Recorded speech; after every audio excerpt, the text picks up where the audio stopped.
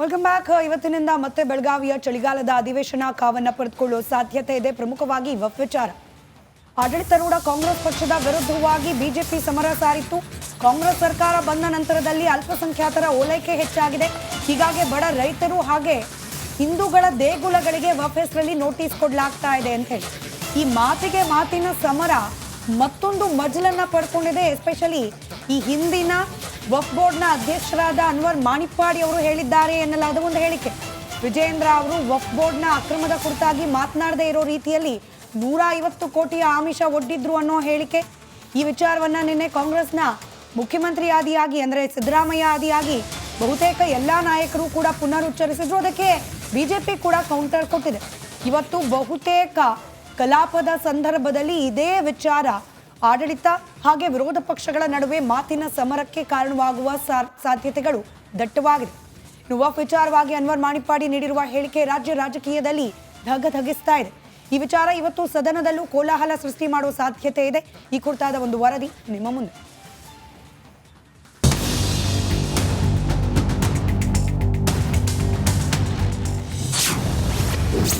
Anwar Manippady versus Congress fight.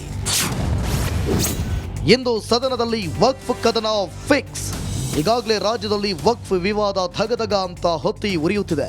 ವಕ್ಫ್ ಜಟಾಪಟಿ ನಡುವೆ ಅನ್ವರ್ ಮಾಣಿಪ್ಪಾಡಿ ಹೊಸದೊಂದು bomb ಸಿಡಿಸಿದ್ದಾರೆ. ವಕ್ಫ್ ಆಸ್ತಿ ಕಬಳಿಕೆ ಬಗ್ಗೆ ಮೌನವಾಗಿರಲು 150 ಕೋಟಿ ಆಮಿಷದ ಬಗ್ಗೆ ಕಾಂಗ್ರೆಸ್ ಆರೋಪವನ್ನ ತಳ್ಳಿ ಹಾಕಿದ್ದಾರೆ. ಅಷ್ಟೇ ಅಲ್ಲ, ಕಾಂಗ್ರೆಸ್ ನಾಯಕರೇ ಆಮಿಷ ಒಡ್ಡಿತ್ತು ಎಂದು ಬಾಂಬ್ ಸಿಡಿಸಿದ್ದಾರೆ. ಕಾಂಗ್ರೆಸ್ನವರು ಭಾಳಷ್ಟು ಆಫರ್ ಮಾಡಿದ್ದಾರೆ, ಒಂದೆರಡಲ್ಲ. ನನಗೆ ನಂತರ ಅಮೇರಿಕನ್ ವೀಸಾ ಇದ್ದರಿಂದ ನೀವು ಅಮೇರಿಕದ ಹೋಗಿ ಸ್ವಲ್ಪ ಹೊತ್ತೀರಿ, 1 ವರ್ಷ ಅಲ್ಲೇ ಇರಿ, ಆಮೇಲೆ ಬನ್ನಿ, ನಿಮಗೆ ದುಡ್ಡು ಎಷ್ಟು ಬೇಕಂತ ಹೇಳಿ ನಾನು ಇಲ್ಲಿ ಕೊಡ್ತೇವೆ ಅಂತ ಕೂಡ ಅವನಿಗೆ ಆಫರ್ ಮಾಡಿದ್ರು. ನನಗೆ ನಾವು ರಿಪೋರ್ಟ್ ನೋಡಿದರೆ ಅದನ್ನು ಯಾರ್ಯಾರು ಎಲ್ಲ ಇದ್ದಾರೆ, ತಪ್ಪಿತಸ್ಥರು ಇದ್ದಾರೆ, ಅವರು ಅವರ ಜನಗಳೆಲ್ಲ ಬಂದು ನನಗೆ ಬೇರೆ ಬೇರೆ ವಿಧಾನದಲ್ಲಿ ಬೇರೆ ಬೇರೆ ರೀತಿಯಲ್ಲಿ ನನಗೆ ಆಮಿಷ ಒಡ್ಡಿದ್ದಾರೆ. ಮಾಣಿಪ್ಪಾಡಿ ಹೇಳಿಕೆಗೆ ತಿರುಗೇಟು ನೀಡಿರುವ ಸಿಎಂ ಸಿದ್ದರಾಮಯ್ಯ, ಕೇಂದ್ರದಲ್ಲಿ ಅವರದ್ದೇ ಸರ್ಕಾರವಿದೆ, ಸಿಬಿಐಗೆ ಕೊಡಲಿ, ವಿಡಿಯೋ ರೆಕಾರ್ಡ್ನಲ್ಲಿ ಇದೆಯಲ್ಲ, ಮೋದಿ ಅವರಿಗೆ ಪತ್ರ ಬರೆಯಲಿ ಎಂದು ಗುಡುಗಿದ್ದಾರೆ. ಡಿಸಿಎಂ ಡಿಕೆಶಿ ಕೂಡ ರೂಪಾಯಿ 150 ಕೋಟಿ ವಿಚಾರವನ್ನು ನಾವು ಹೇಳಿಲ್ಲ, ವಿಡಿಯೋ ಹೇಳಿಕೆ ಕುರಿತು ಡಿಬೇಟ್ ನಡೆಯಲಿ ಎಂದಿದ್ದಾರೆ. ಈಗ ಸಿಬಿಐ ಮಾಡಲಿ, ಕೊಡಲಿ, ಕೇಂದ್ರ ಸರ್ಕಾರ ಮಾಡಲಿ, ಸಿಬಿಐ ಕೊಟ್ಟು ಮಾಡಲಿ. ಅವರು ವಿಡಿಯೋ ರೆಕಾರ್ಡ್ ನೋಡಿದ್ದೀರಾ ನೀವು? ಅವರೇ ಪ್ರಸಾರ ಮಾಡ್ಯಾರ. ಅವರೇ ಪ್ರಸಾರ ಮಾಡ್ಯಾರ. ಅವ್ರದ್ದು ಎಲ್ಲೋ ವಾಯ್ಸು ಅವ್ರದ್ದು ಅಲ್ವಾ? ಮತ್ತು ಈಗ ಇಲ್ಲ ಅಂತಂದರೆ ವಾಯ್ಸ್ ಅವ್ರದಾ ಇಲ್ವಾ, ಹೇಳಿಕೆ ಅವ್ರದಾ ಇಲ್ವಾ ಅಂತ ಫಸ್ಟು ನೀವು ಚರ್ಚೆ ಮಾಡಿ, ಆಮೇಲೆ ಮಿಕ್ಕಿದ ವಿಚಾರ ಮಾತಾಡೋಣ. ಸದ್ಯ ಈ ವಿಚಾರ ಎಂದು ಸದನದಲ್ಲಿ ಪ್ರಸ್ತಾಪವಾಗುವ ಸಾಧ್ಯತೆ ಇದೆ. ಭಾರಿ ಸದ್ದು ಮಾಡುವ ಸಾಧ್ಯತೆ ಇದೆ. ಇದಕ್ಕೆ ಆಡಳಿತ ಹಾಗೂ ವಿಪಕ್ಷಗಳ ವಾಕ್ಸಮರ ಹೇಗಿರಲಿದೆ ಎನ್ನುವುದು ಗೊತ್ತಾಗಲಿದೆ. Bureau report, Republic Kannada. Manippady ಅವರಿಗೆ ವಿಜೇಂದ್ರ ಆಮಿಷ ಆರೋಪ ರಾಜ್ಯ ರಾಜಕೀಯದಲ್ಲಿ ಬಿರುಗಾಳಿ ಎಬ್ಬಿಸಿಬಿಟ್ಟಿದೆ. ಆಡಳಿತ ವಿಪಕ್ಷಗಳ ನಡುವೆ ಮಾತಿನ ಮಲ್ಲಯುದ್ಧ ಜೋರಾಗಿದೆ. ವಿಜೇಂದ್ರ ವಿರುದ್ಧ ಸಿಎಂ ಸಚಿವ ಪ್ರಿಯಾಂಕ್ ಖರ್ಗೆ ಆರೋಪಕ್ಕೆ ಮಾಣಿಪ್ಪಾಡಿ ಸಖತ್ ಟ್ವಿಸ್ಟ್ ಕೊಟ್ಟಿದ್ದಾರೆ. ಈ ಕುರಿತ ಒಂದು ರಿಪೋರ್ಟ್ ಇಲ್ಲಿದೆ ನೋಡಿ.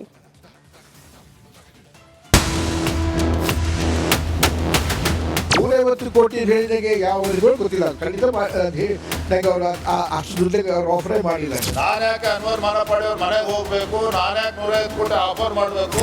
ಈಗ ಅವರು ಮಾತು ಬದಲಾಯಿಸ್ತಾ ಇದ್ದಾರೆ ಅಂತಂದ್ರೆ ಅದನ್ನ ಯಾವ ರೀತಿ ನಾವು ತಗೋಬೇಕನ್ನೋದು ಗೊತ್ತಾಗುತ್ತೆ.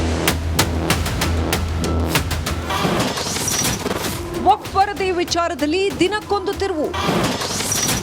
ವಿಜೇಂದ್ರ ವಿರುದ್ಧದ ಆರೋಪಕ್ಕೆ ಮಾಣಿಪ್ಪಾಡಿ ಟ್ವಿಸ್ಟ್.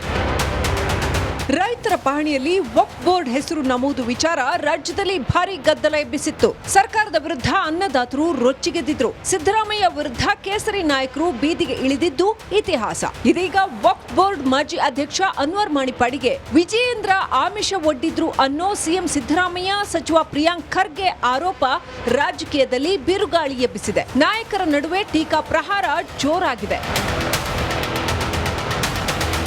ಈ ಆಮಿಷ ಪಾಲಿಟಿಕ್ಸ್ಗೆ ಅನ್ವರ್ ಮಾಣಿಪ್ಪಾಡಿ ಕಿಡಿಕಾರಿದ್ದಾರೆ. ಬಿಜೆಪಿ ರಾಜ್ಯಾಧ್ಯಕ್ಷ ವಿಜಯೇಂದ್ರ ಆಮಿಷ ಒಡ್ಡಿರಲಿಲ್ಲ, ವಿದೇಶದಲ್ಲಿ ಹಣ ಅರೇಂಜ್ ಮಾಡೋದಾಗಿ ಕಾಂಗ್ರೆಸ್ ನಾಯಕರೇ ಹೇಳಿದ್ರು ಅಂತ ಆರೋಪ ಮಾಡಿದ್ದಾರೆ. ಅವ್ರದಾಗ ಆಫರ್ ಮಾಡಿಲ್ಲ, ಕಾಂಗ್ರೆಸ್ ಆಫರ್ ಮಾಡಿ ತಗೊಂಡು ಕ್ಲೋಸ್ ಮಾಡಿ ಯಾಕೆ ನೀವು ಇಷ್ಟು ಕಷ್ಟಪಡಿದ್ರೆ ಅಂತ ಹೇಳಿರ್ಬೋದು ಅವರು. ಅದಕ್ಕೆ ನಾನು ತಕ್ಕ ಉತ್ತರ ಕೊಟ್ಟಿದ್ದೇನೆ ಅವರಿಗೆ. ಅಲ್ಲಿಂದ ಅವರನ್ನ ಪಾರ್ಟಿ ಆಫೀಸಿಂದ ಓಡಿಸಿದೆ ನಾನು ಅಷ್ಟೇ. ಕಾಂಗ್ರೆಸ್ನವರು ಭಾಳಷ್ಟು ಆಫರ್ ಮಾಡಿದ್ದಾರೆ, ಒಂದೆರಡಲ್ಲ. ನನಗೆ ನಂತರ ಅಮೇರಿಕನ್ ವೀಸಾ ಇದ್ದರಿಂದ ನೀವು ಅಮೇರಿಕದ ಹೋಗಿ ಸ್ವಲ್ಪ ಹೊತ್ತೀರಿ, ಒಂದು ವರ್ಷ ಅಲ್ಲೇ ಇರಿ, ಆಮೇಲೆ ಬನ್ನಿ, ನಿಮಗೆ ದುಡ್ಡು ಎಷ್ಟು ಬೇಕಂತ ಹೇಳಿ ನಾನು ಇಲ್ಲಿ ಕೊಡ್ತೇವೆ ಅಂತ ಕೂಡ ಅವನಿಗೆ ಆಫರ್ ಮಾಡಿದ್ರು. ನಾನ್ ಯಾಕ್ರಿ ಮಣಿಪಾಡಿ ಮನೆಗೆ ಹೋಗಬೇಕು, ನಾನ್ ಯಾಕೆ 150 ಕೋಟಿ ಆಫರ್ ಮಾಡಬೇಕು ಅಂತ ಕಾಂಗ್ರೆಸ್ ವಿರುದ್ಧ ಬಿಜೆಪಿ ರಾಜ್ಯಾಧ್ಯಕ್ಷ BY ವಿಜಯೇಂದ್ರ ಕೆಂಡಾಮಂಡಲರಾಗಿದ್ದಾರೆ. ವಿಜಯೇಂದ್ರನೊಬ್ಬರ ಅಂದಿನ ಮುಖ್ಯಮಂತ್ರಿಗಳ ಮಗ ಆಗಿ ನಾನು ಯಾಕೆ ಅನ್ವರ್ ಮಾನಪಾಡಿ ಅವ್ರ ಮನೆಗೆ ಹೋಗಬೇಕು, ನಾನು ಯಾಕೆ 150 ಕೋಟಿ ಆಫರ್ ಮಾಡಬೇಕು, ಅದು ಕಾಂಗ್ರೆಸ್ಸನ್ನು ಮುಖಂಡರನ್ನ ಬಚಾವ್ ಮಾಡೋದಕ್ಕೆ.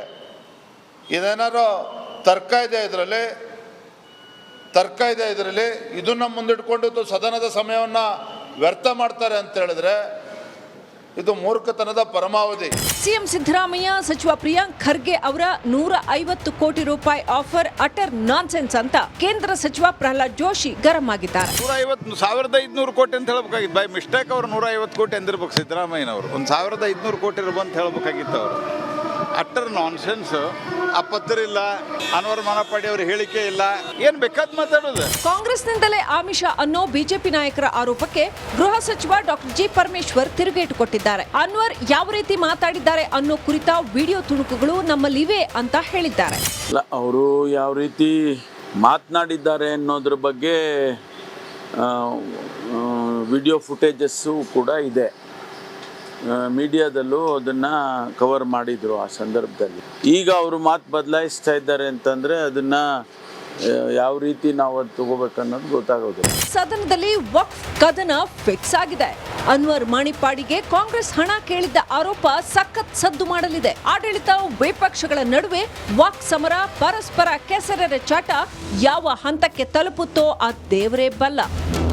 Bureau report, Republic Kannada.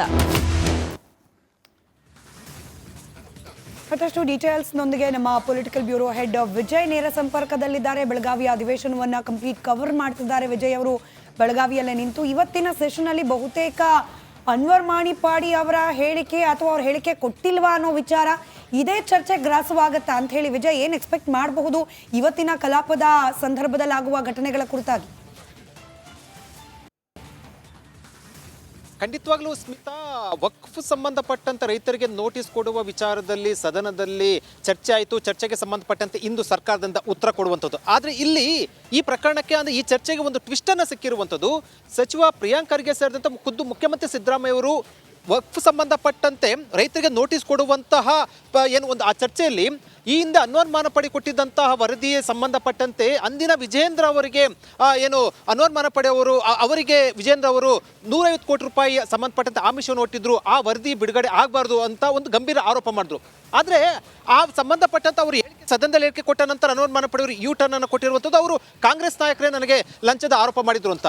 ಈಗ ವಕ್ಫ್ಗೆ ರೈತರಿಗೆ ನೋಟಿಸ್ ಕೊಟ್ಟಿರುವ ಚರ್ಚೆ ಇದಕ್ಕಿಂತ ಹೆಚ್ಚಾಗಿ ಅನ್ವರ್ ಮಾನಪಾಡಿ ವರದಿ ಸಂಬಂಧಪಟ್ಟಂತೆ ಅವರಿಗೆ ಲಂಚ ಕೊಟ್ಟಿರುವಂಥದ್ದು ಸಂಬಂಧಪಟ್ಟಂತೆ ವಿಜಯೇಂದ್ರ ಅವರು ಲಂಚ ಆಫರ್ ಮಾಡಿರೋ ಸಂಬಂಧಪಟ್ಟ ಇವೆಲ್ಲವೂ ಕೂಡ ಇಂದಿನ ಸದನದಲ್ಲಿ ಕಾವೇ ಇರುವಂಥ ಸಾಧ್ಯತೆ ಇರುವಂಥದ್ದು.